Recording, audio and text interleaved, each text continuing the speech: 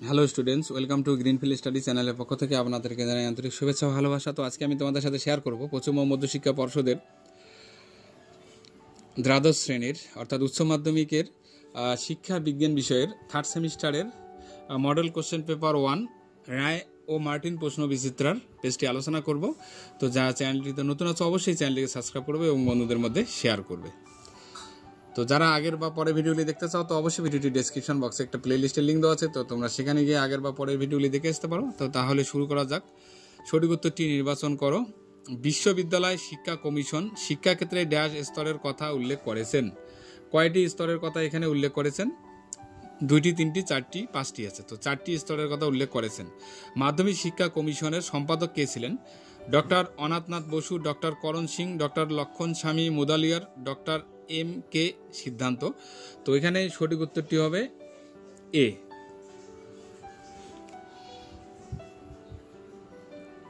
Doctor Anathnath Basu. এরপরে দেখো 3-এর দাগের,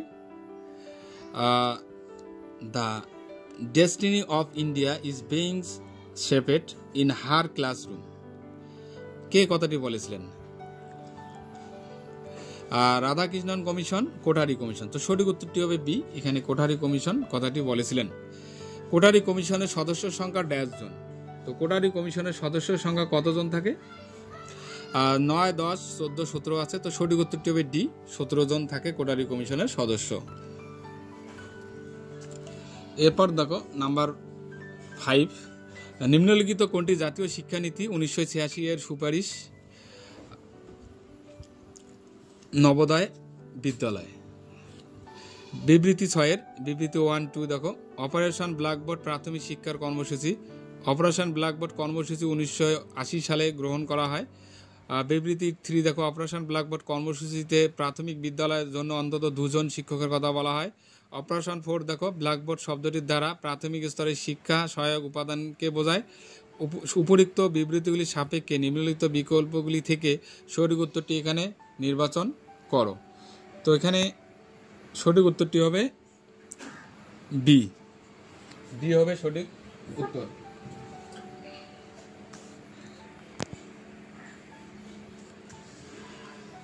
এরপরে আলোচনা করব আমরা 7-এর দাগের, ক স্তম্ভের সঙ্গে খ স্তম্ভ এখানে মিল করতে হবে।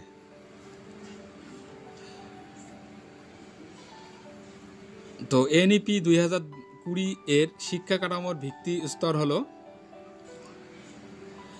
5 বছর হবে। এনইপি 2020 এর শিক্ষা কাঠামোর প্রস্তুতিমূলক স্তর হলো 3 বছর। তারপরে এনইপি 2020 এর শিক্ষা কাঠামোর মধ্যবর্তী স্তর হলো, এটাও 3 বছর। আর এনইপি 2020 এর শিক্ষা কাঠামোর মাধ্যমিক স্তর হলো 4 বছর। ওকে, মাধ্যমিক স্তরটি 4 বছর। এরপরে আমরা আলোচনা করব নেক্সট যে কোশ্চেনটি দেওয়া আছে,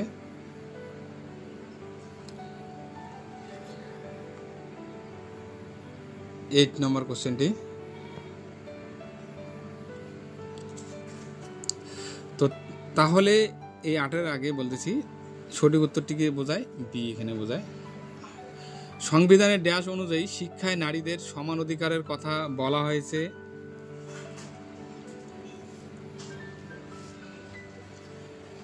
এখানে শিক্ষা অধিকারের কথা বলা হয়েছে সমান অধিকারের, বি হবে 15-1 নং ধারায়। এক্সটেরিয়র কেস্টেস কাদের বলা হয়? এ হবে সঠিক উত্তর, এসসিদের বলা হয়। এসটি সম্প্রদায়ের জন্য কোন প্রকার স্কুল গড়ে তোলার কথা বলা হয়? তো সি হবে সঠিক উত্তর, আশ্রম বিদ্যালয়ের কথা বলা হয়। এরপরে নেক্সট 11 দাগের, শ্রীনিকেতনের শিক্ষা সত্র নামে গ্রামীণ বিদ্যালয় প্রতিষ্ঠিত হয় 1924 সালে প্রতিষ্ঠিত হয়। রবীন্দ্রনাথ শান্তিনিকেতন প্রতিষ্ঠা করেন ড্যাশ সালে? তো রবীন্দ্রনাথ কত সালে শান্তিনিকেতন প্রতিষ্ঠা করেন? 1901 সালে তিনি শান্তিনিকেতন প্রতিষ্ঠা করেন। রিমাদের ক্লাসে প্রধান শিক্ষক মহাশয় তাদেরকে মনীষীদের বাণী পড়ে শোনাচ্ছিলেন। শিক্ষক মহাশয় বললেন, গীতা পাঠ করা অপেক্ষা ফুটবল খেলা ভালো। এটি কোন মহাপুরুষের বাণী? বি হবে সঠিক উত্তর, স্বামী বিবেকানন্দের বাণী। The end of all educations all training should be man making উক্তিটি করেছেন কে? সঠিক উত্তর হবে সি, বিবেকানন্দ এই উক্তিটি করেছেন।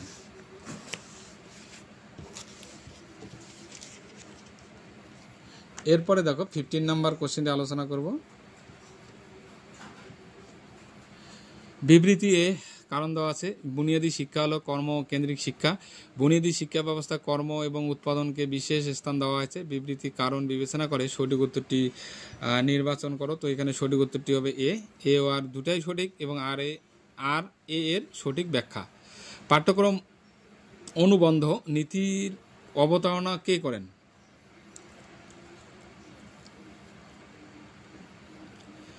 রে মহাত্মা গান্ধী। রুশোর জীবন আদর্শনের মূল তত্ত্ব যে বইতে লেখা আছে তার নাম কি?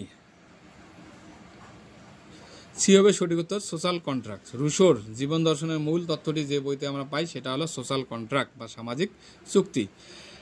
রুশোর জীবন দর্শনকে ড্যাশ বলা হয়? তো সি হবে সঠিক উত্তর, প্রকৃতিবাদ বলা হয়। ল্যাবরেটরি স্কুলের প্রতিষ্ঠাতা হলেন উইলিয়াম জেমস, জন ডিউকস, জন লক, পেস্তলৎসি। তো এখানে সঠিক উত্তরটি হবে বি, জন ডিউ।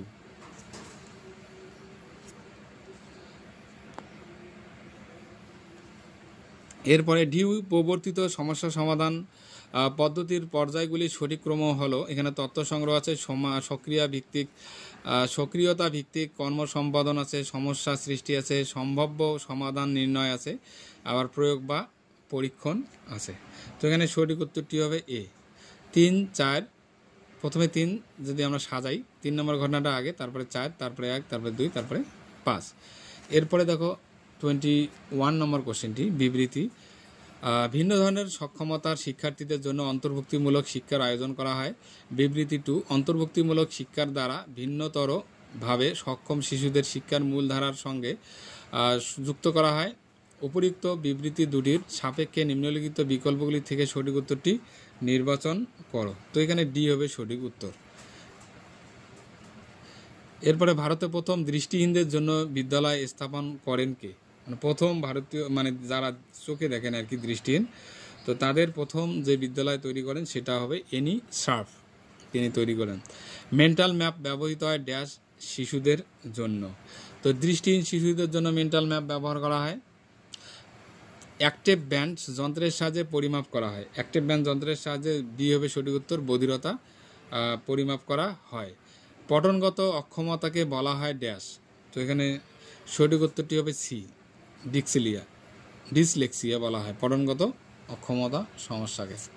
এরপর 26 নম্বর, চূড়ান্ত মাত্রার প্রতিবন্ধীরা। এ হবে সঠিক। এরপরে আমরা আলোচনা করব 27 নম্বর। 27 নম্বরে বলা আছে অন্তর্ভুক্তিমূলক শিক্ষা হলো শিক্ষা, সংস্কৃতি এবং সম্প্রদায়ের অংশগ্রহণ বৃদ্ধি এবং শিক্ষার বর্জন হ্রাসের মাধ্যমে সকল শিক্ষার্থীদের চাহিদার বৈচিত্র্য শনাক্তকরণ এবং সাড়া দেওয়ার প্রক্রিয়া বলেছে। তো এখানে সঠিক উত্তরটি হবে বি, ইউনেস্কো বলেছে। ওকে, নিম্নলিখিত কোন অন্তর্ভুক্তিমূলক শিক্ষার প্রধান অন্তরায় কোনটি আর কি নিম্নলিখিতর মধ্যে? পারিপার্শ্বিক বাধা, অভিভাবকদের আর্থিক সমস্যা, অভিভাবকদের অজ্ঞতা, অভিভাবকদের উদাসীনতা। তো এখানে সঠিক উত্তরটি হবে ডি, অভিভাবকদের উদাসীনতা।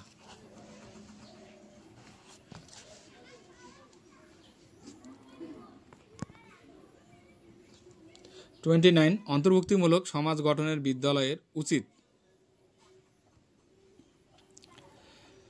প্রতিটি শিক্ষার্থীদের পৃথক পৃথকভাবে গুরুত্ব দেওয়া, তারপরে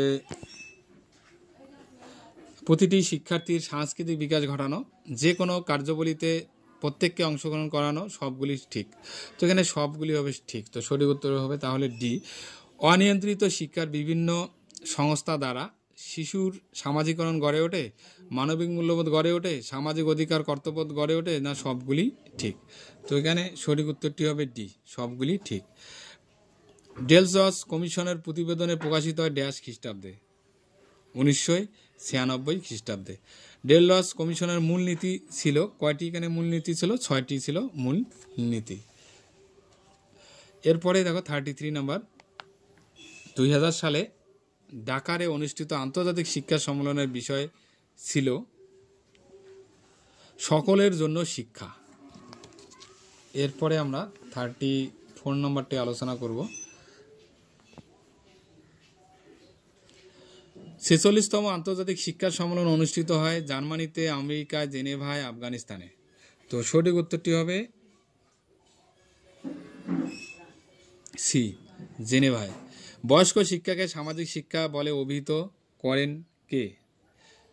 এপিজে মৌলানা আবুল কালাম আজাদ। তো সঠিক উত্তর হবে মৌলানা আবুল কালাম আজাদ।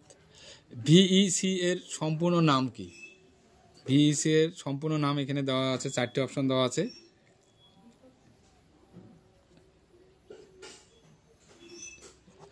বি হবে সঠিক উত্তর, ভিলেজ এডুকেশন কমিটি।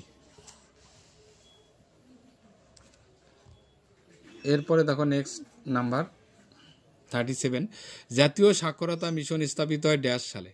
জাতীয় সাক্ষরতা মিশন কত সালে স্থাপিত হয়? 1988 সালে স্থাপিত হয়।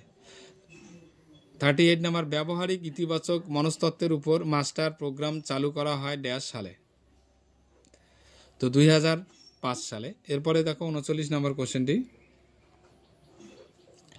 তো এখানে কোশ্চেন মার্ক দেওয়া আছে। তো ধনাত্মক শিক্ষার তাৎপর্য, এখানে প্রেষণা সঞ্চার আছে, কোশ্চেন মার্কে যেটা হবে সেটা লিখবো। তারপর হতাশা নিবারণ আছে, তারপরে মানব সম্পদ উন্নয়ন আছে। তো এখানে সঠিক উত্তরটি হবে এ, প্রাণ উচ্ছলতা বৃদ্ধি। এরপরে দেখো 40 নাম্বার লাস্ট নাম্বার কোশ্চেন। তো ইতিবাচক মনোবিজ্ঞান ব্যক্তির মধ্যে যে ধরনের বৈশিষ্ট্য জাগ্রত করে তা হলো প্রজ্ঞা ও জ্ঞান, উৎসাহ, না মানবতা, না সবগুলি সঠিক হবে? তো এখানে সঠিক উত্তরটি হবে ডি, সবগুলি ঠিক হবে, প্রজ্ঞা ও জ্ঞান, উৎসাহ এবং মানবতা।